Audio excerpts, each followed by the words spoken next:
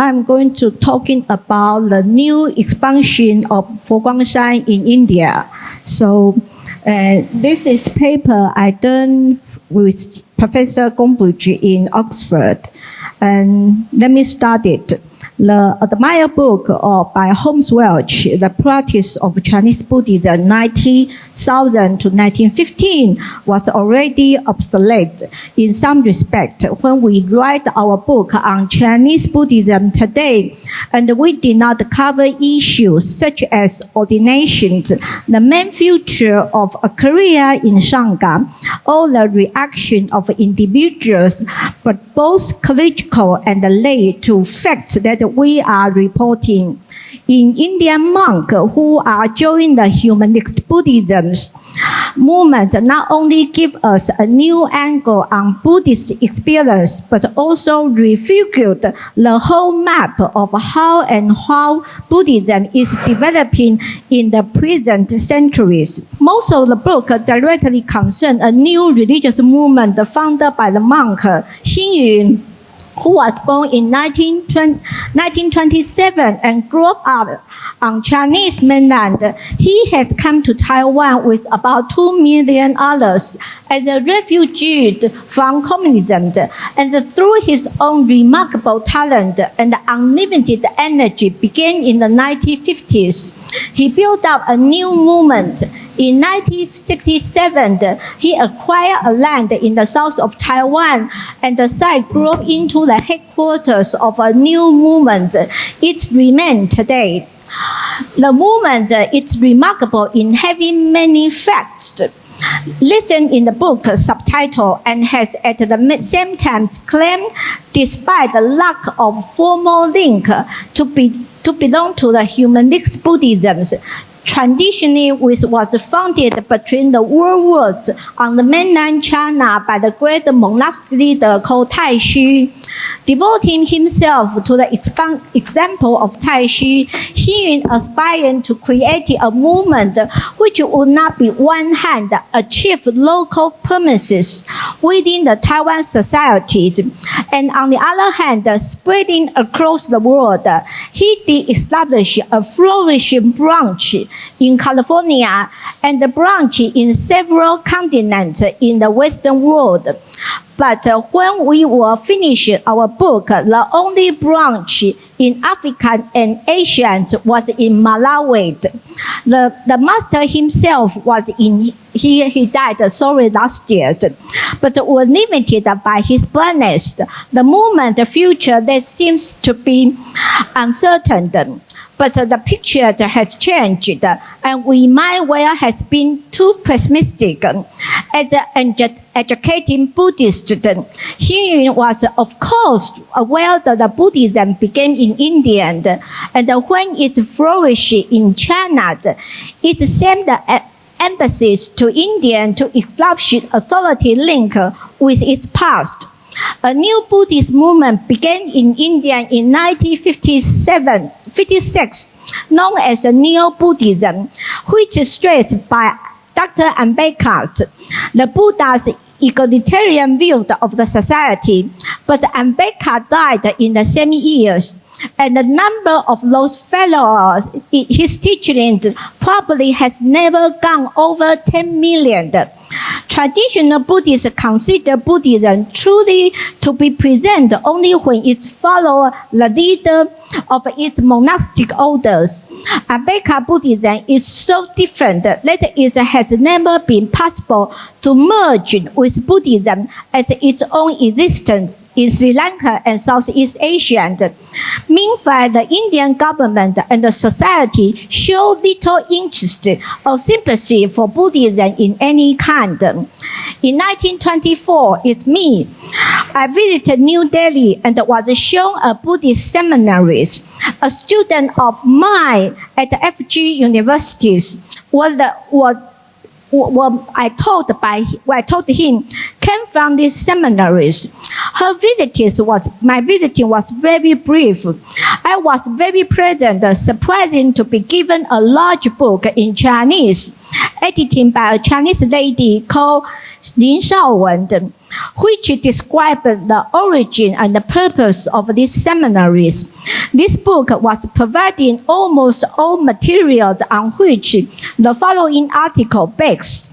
The first FGS institution to be founded in New Delhi was the Cultural Center, founded in 2008. The educational center, known either as a school or as a seminary, was attached in 2010.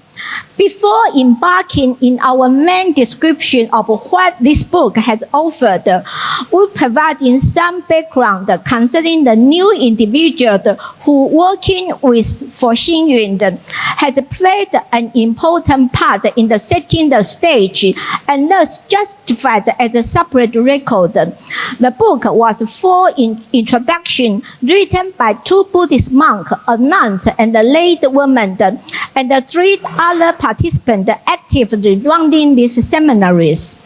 So we are going to talking about the successor of Xingyun, which is Venerable Xinbao. His outer name is Huijin, inner name Xinbao. In 1986, he was tonsured by Master Xingyun. In 1988, received the triple ordination in Xilai Temple. In 2004, he became the abbot of Xilai.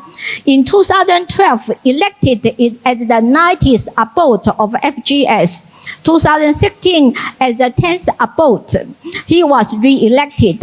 He was already chair of the International Buddha Lives International Association, which including all members of FGS, including clergy and the lay. When Xingyun founded the FGS in 1967, he set out a religious affairs committee, giving it the highest authority over such fundamental matters as how to children and abbot. Xinbao became the chair of this committee. Xingyun died in February 2023 on the 8th of August. Half a year later, after his death, the Religious Affairs Committee made Xinbao as Yizhi monk. Xinbao was elected as the most learned and virtuous monk, thus worthy of becoming the overhead of the lineage Yizhi Heshan. He was elected as the monk for all FGS people to depend on, and the tonsure and the priestess ceremony masters of FGS. After becoming the head of the lineage, he led the delegation of FGS monk to the PRC Council of the Taiwan Affairs Office in Beijing, which is chaired by the Song Tao. Together with the 2 leaders affairs, the friendly cooperating contributed to the Indian seminaries. Xinbao writes, the school was founded in 2010 at the command of the Master Xingyun and established by virtuous Huixian. Huixian is getting very important in this. I would have a special contribution to him at the FGS Delhi Culture Center, initially recruiting 5 pupils. The number increased to nearly 100 by 2023, with 7th grade people and males aged from 8 to 18. The syllabus increasing in that period from the multiple languages, Buddhist teachings, sutra and history to missionary spreading of music, art and crafts, cooking and martial art. In the subject classes stressed on class Chinese, Huixian teach classical Chinese, including poetries, reflecting and their classes on the taking precept and the wish for the new years with their expectancy of themselves. And there's another important leader called Chi Hui. Chi Hui is the first female disciple. He was born in Iran, so she is in his 90s. She was tonsured in 1965 and received full ordination with the year in Faryuan Temple in Miaoli, Taiwan. She is the first Foguang Taiwanese nun to have earned master's degree in Japan. She gave FGS 4 missions: education, education, culture, charity, and collective cultivation, worship, literature, and meditation, usually practiced in group. She put the Hui in charge of education, particularly for the monastics and the culture. From 1964, he was dean in charge of Shoushan, the first FGS seminaries. FGS now has 11 seminaries, covers 3 levels. More than 800 members of the FGS Sangha, including all the AABS, has been educated under her supervision. In 1957, he founded the Yilan FGS Kindergarten for the public, the first Buddhist kindergarten in Taiwan. Over 5 years, he founded for the public in Kaohsiung a kindergarten, a junior high school, a senior high school, and a night school. She then moved to Yilan, where he head of Department of Education, then became the vice president of the universities. Back to Taiwan, she took charge of the founding of FGS University and Nanhua University, and chair of the broader trust on both universities. The book is like a lotus seed, so I'm going to talking about Indian seminaries. She writes, I feel honored by the invitation for writing this book, introductions. This book is like a lotus seed, which shows that Buddhism in India already have the potential to come into bloom. The students have required many essential Buddhist skills and taking to heart the 5 vows. In 10 years' time, some students have qualified to attend the foreign university to pursue their students. And so we knew that there were already some students had been to China or been to Chulalongkorn University for their master degree. So the student has acquired many essential Buddhist skills and taken to the heart the 5 vows. In 10 years' study, some student has qualified to attend the foreign university to pursue an academic environment. In 2021, when of course through the Indian was suspended because of the COVID epidemic, these students were disbanded and sent home, but they returned to their own will as soon as they were allowed to do so, declaring that they wish to preserve their own monastic path. For example, Sirindhorn parents suggest that he remain at home, but he firmly refused until his parents were persuaded. Chen Jing said the same experience. Chen Jing said that he would break and help him to deciding that he wished to become a monk in his lifetime. So I have a favorite student who is called Chen Ming.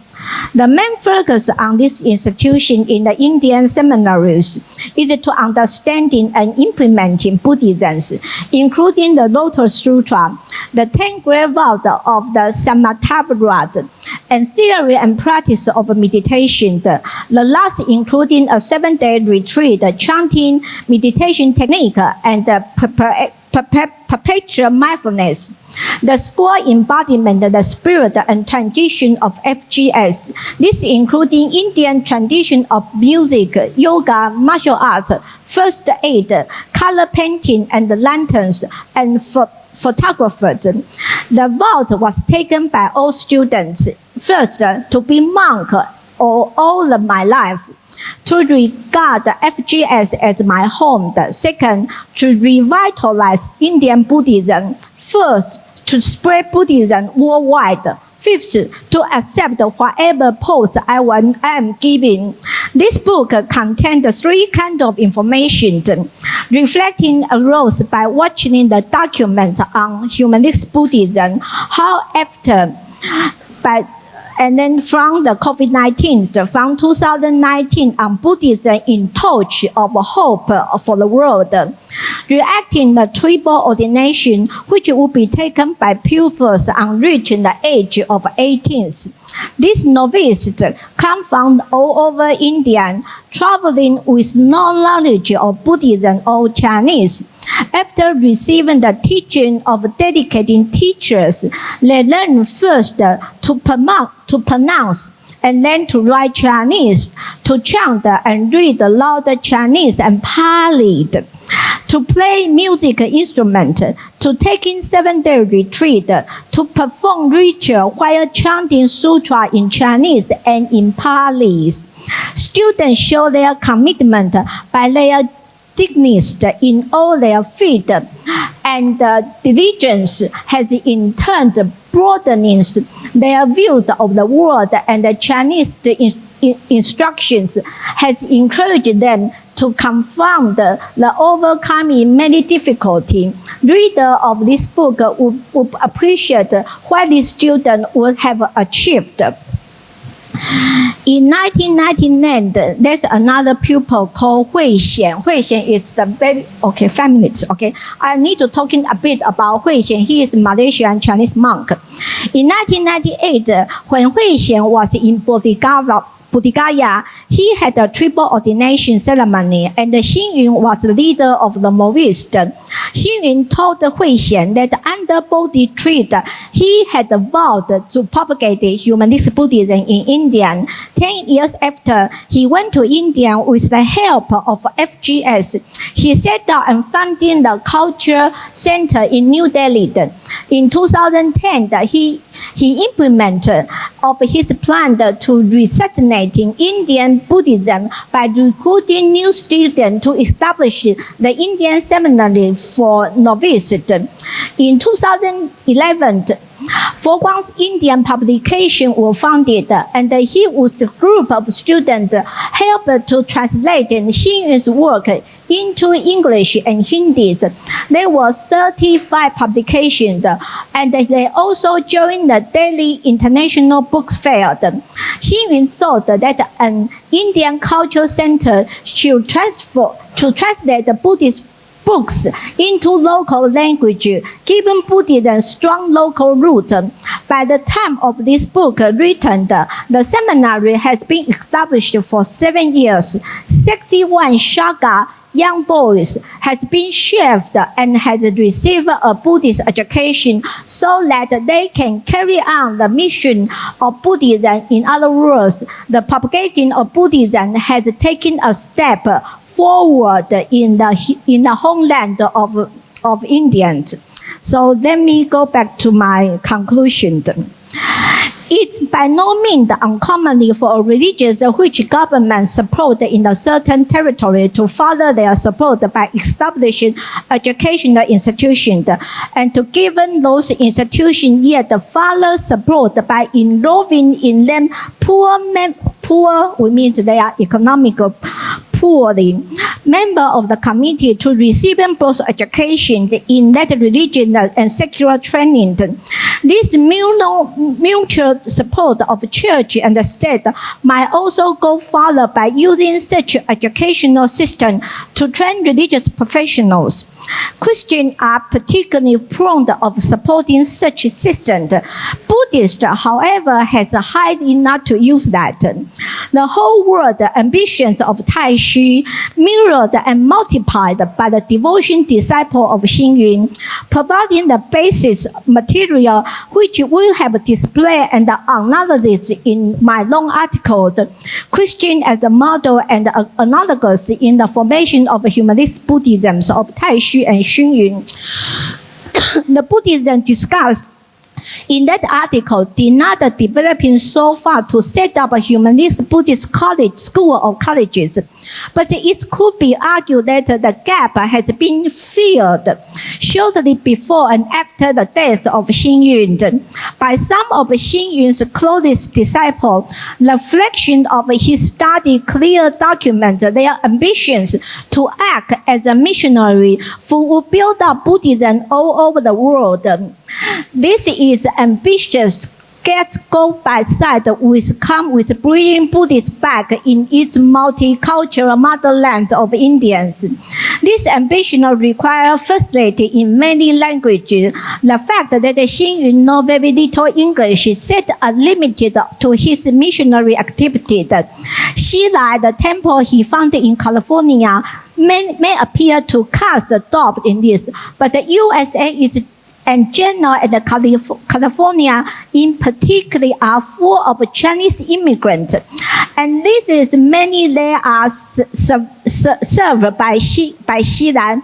FGS has gradually managed to set up branches in other countries where there is a significant Chinese minorities, and then the decision that in New Delhi the seminary Chinese would be the language of instructions reflecting the same situation, just as it in many out of limited seminary appeared. In 2011, FGS Indian publication was founded, and Xingyun with a group of students helped to translating Xingyun's work into English and the Hindis. There was 35 publications, and we also joined the Delhi International Books Fair. Xingyun sought an Indian cultural center to translating Buddhist books into local language, give Buddhism a strong local flavor. By the time the writing 61 Shaka boys has been tonsured and have received a Buddhist education, so they can carry on the mission of Buddhism. In other words, the propagation of Buddhism has taken a step forward in the homeland of Buddha. Thank you.